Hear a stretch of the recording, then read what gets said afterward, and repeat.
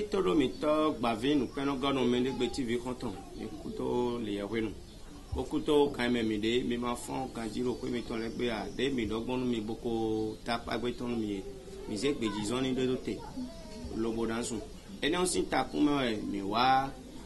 dogbo fon come ewe mi wa igbedu mono koku foko camera ja kan fe mi wa bona yi bo wa kunu gan mi ton da koro pope Sande tiyon na bio meda hobo edan so ede so kule mi wa poka mo meda hobo kule ji fe koto kun viton le ko bo mi na yi do awaji jeme kun po kan po awaji je bi me metile mi lo fia mi ma fon kan dia beaucoup do pe uno ga mi kudo pe mi bia la fia na ma la fia mi fon kan dia mi fon kere mi de unu mi o dogbo to do pe da lo me mi to me dogbo to afon ga e kan tienu mi na biaro ministre play todo mi to le me do mi ponsi ho ndo to le meteme borun iraton hunu gan che pe mi wa igbe o enyo oyonombe onogan azizamaku le état civil oyonombe Josu Vidole Godfrey onogan azizamaku yenu kume seme evitolo seme jinpinji inle to mi ton sin ko die mi de eyon de to mi ton sin ko die mi de mi ren mi na si ton le pombo mi to mi ton le si e mo fo dan ti ken bon mi na si se ko na mi pere bo mi na ton Josu Patrice yi oyenile à l'état civil enyame yisu kule de bole kaka ibai to awado soldado militaire do les 1979 awagbelo me ole eleo tete kodo vadendi kaka sona 1984 et dans le devavani les akome de la no dia kaso sona zan kala wemeo ikodo eno fin trole uton lo gaome o kodo me do so comme le ibo wano akwenovi le foko ele kuton lo ti do le vale jene aka en batale do home e o yo aka toto de gbelini e eno en lo ju va yo nene ameto e ya baba po yo kaka toto de ri nene ameto etro nya meke enyi chikeruvi le mosi amaten pon ko le figuro secondwana ti odotame okokwe dorodo kaka so he mosi amaten pon ko le figuro secondwana e nene amegan ekwe alovi ilu chikeni en wa lo oju le kaka ye ba nyovale lo me o odu chikele gbo fan kankan lo e odo jeshibe en chi ewe obe akweyi soni aha la kweni e ka vo gwa va ko chechi me mi lo be akwe lo jagbon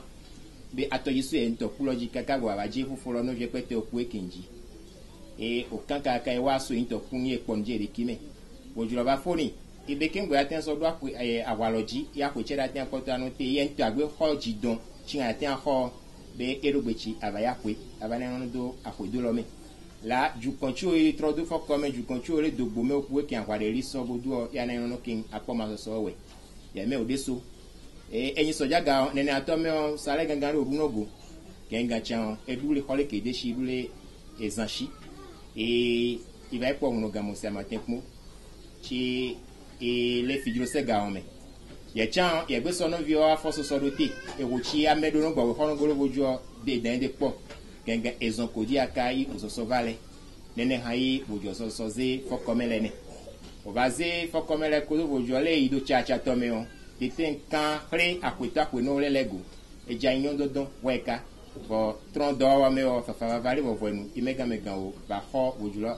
alovi elechi mi le itron na no do gba yin gbo yi nene ameto yo va kodo bojulo do me ito yin chu o wesa medile gbo ko shira gbe ro gbecha we pe akwe do me chu so bojo so ro gbangba ne ha mo ton be bo ahamena bojula no me mo si amate mo ken no be ahamele no gbo we ba chi no khome gbo we ba yin no san be ya wa so dare hadiri akwi ponde deri ai me da so kodo ji ya wuteni o be ahame no igegen gbo anu to ito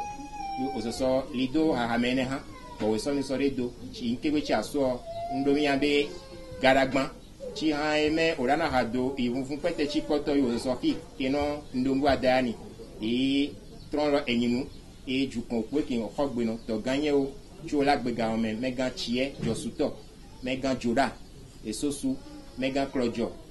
òdo òsùgbọ àbọ olivier òdo òsùgbọ ìhálọdọ òjò lẹlẹ tọsẹsẹ àkàyé miòtí o gbé ìvìwọ ọjọ mi gbé abọdọ òun ìsọtọ ẹsẹ àkàgbọ wèyí ìbá òkú kí n wà dóńgbé mi lẹgbẹ kékeré tsẹrẹ mẹ. ó tọ́mi tán ẹ̀ka náà fi dín kàkàkàkà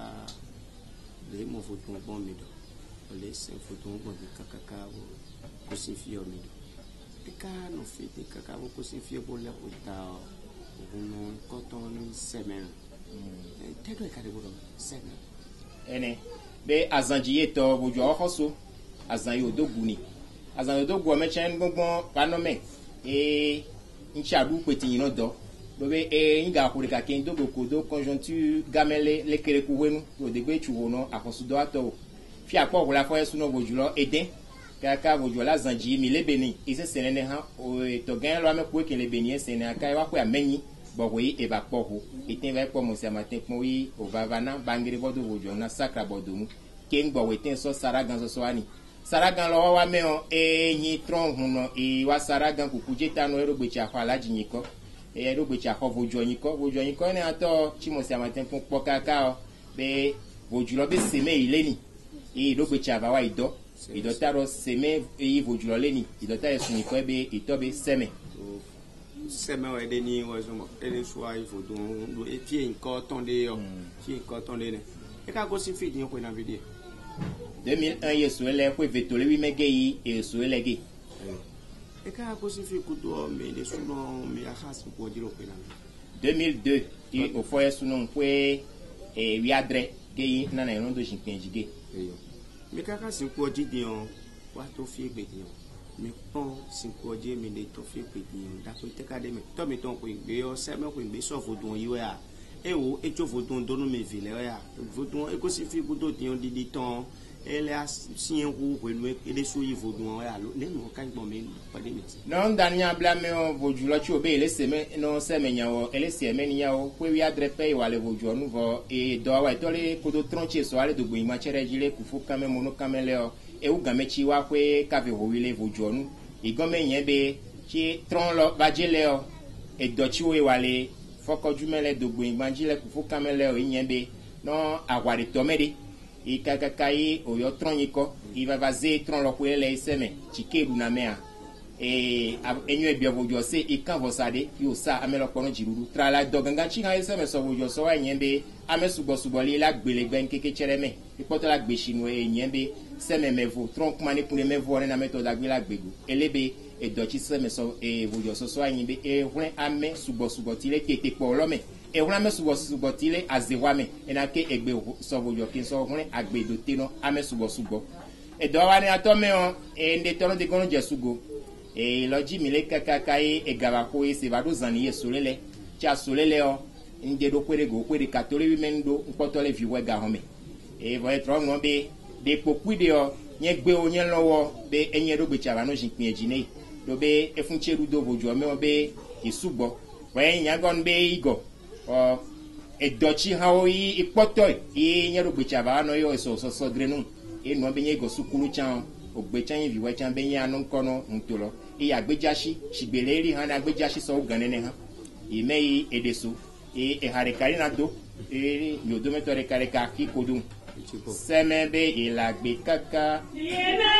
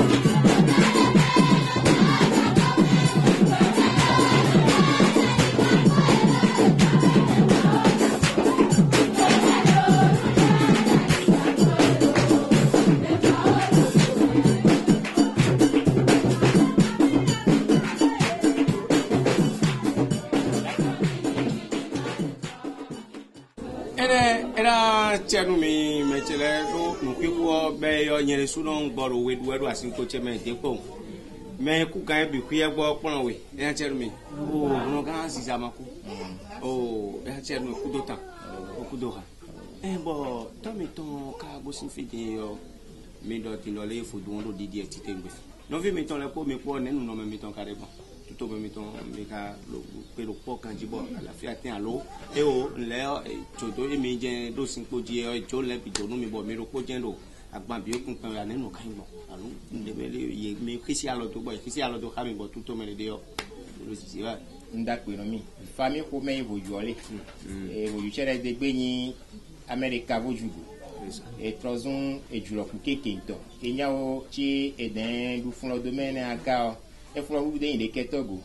e to gan Victory View fofo de o bodo ngbai mu be chi ba solele o le to gan Victory View me le to vi me no jiji me mi ku pe ke mi gbe pla lodi isense e kaka sona we nu ame ko ka de tin wa no tron dogo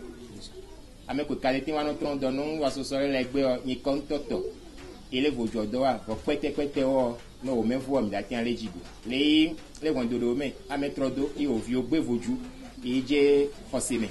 bedele ne halele gu le mi ku ke mi bwa lodi so esen de vodo abedo America me wene o mi ko ko ha go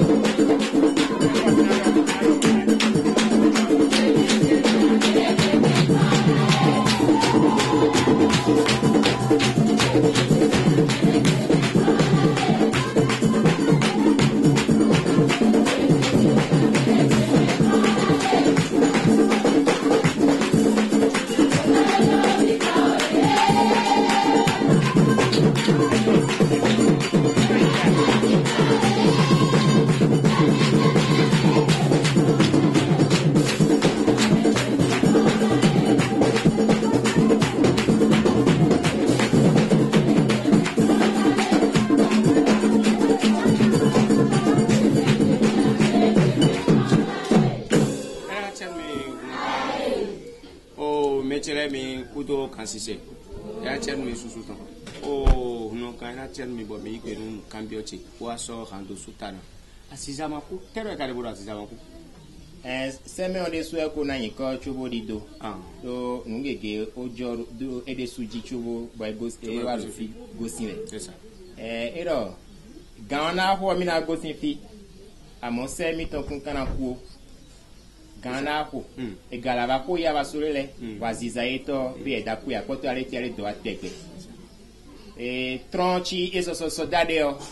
be no mi odun gigini isoso yo benu ipoto e pledo be aziza tronto de kuno ko gberegbere be apoto ali ahono ameshame donc poso eme a bobe vojudo li amowano aka isono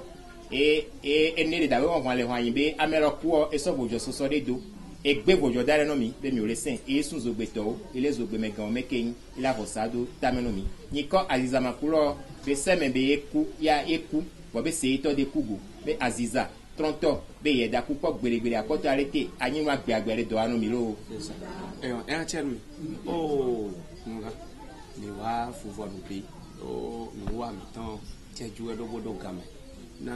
donu mi kondole mi do pe de ko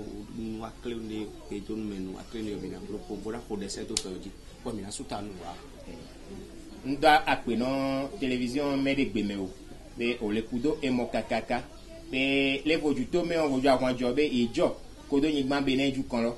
egben keke chere me on iba so yo vo ko enu keyin iba so gban be mi agbin do be awade yi kakaka be ati gban voju to me do po gberegbere be mi gbele ede kwono ehuno gan